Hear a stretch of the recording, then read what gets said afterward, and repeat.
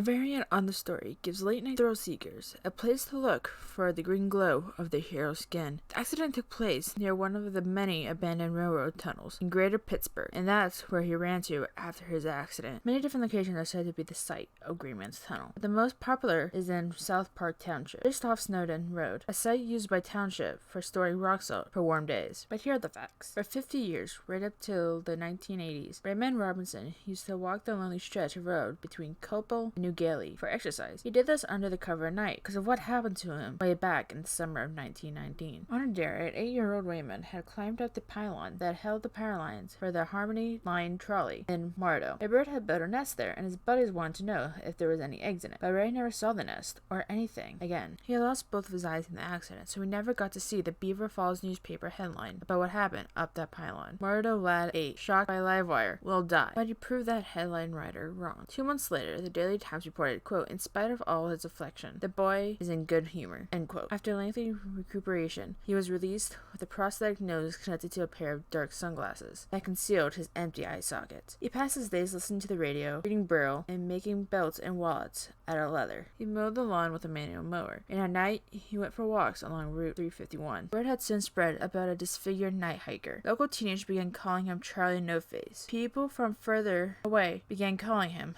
the Green Man. And people began driving to see the area just to meet him. Some nights there was such a flow of traffic to the road that the police would be there to move things along. Generally, Ray would hide when he heard traffic approaching because of a few disrespectful people, but some curious seekers befriended him. He came to appreciate their company. They gave him cigarettes and beer and sometimes snapped pictures. During the Vietnam War, draftees from the Pittsburgh area took these pictures with them, and so the legend of the Green Man spread across the theater of war and back to the United States.